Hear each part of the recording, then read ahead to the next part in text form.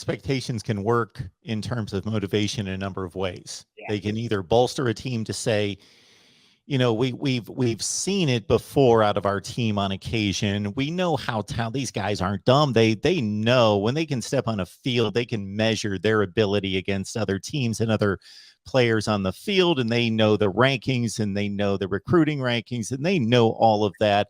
They know how good they are potentially. So that could bolster a team if they're going to put their noses down and then say, okay, that's all well and good. We know that. Okay, let's compartmentalize that because that's not going to get it done. Now we go to work and we make it happen. So it could be a source of confidence, but it also can work against you in terms of, yeah, we're that good and we don't need to work as hard, or there's just not that natural drive thinking, hey, we can get past just about everybody else, just kind of mailing it in. You know, there are various motivations, incentives. You know, we're all human, have a blood flowing through our veins, so it's difficult to predict how that affects each individual. Certainly, and that's something Ryan Day is constantly aware of with his team, with himself, with his staff. He's said it multiple times, and he said it again recently on a local radio appearance here last week. When you're at Ohio State, you're not allowed to lose games. I mean, the Buckeyes every year are expected to go undefeated given what they've done in recent years. And he recognizes and embraces, frankly, that expectation.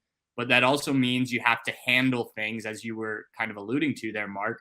And, you know, he was recently on that radio appearance I mentioned, was asked about ESPN's SP Plus metric that had the Buckeyes as the number one offensive team in the country by quite a bit. I think their distance over Alabama in terms of the numbers was the same from Alabama. I think it was Alabama and Georgia were tied.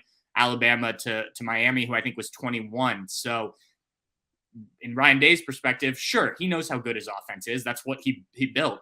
But he also knows week one, Ohio State has to go out and play a Notre Dame team that isn't going to be a Youngstown State, a Miami of Ohio, you know, one of those games that's essentially a warm-up for the Buckeyes. And if you lose that game, it doesn't matter what the metrics said in the offseason.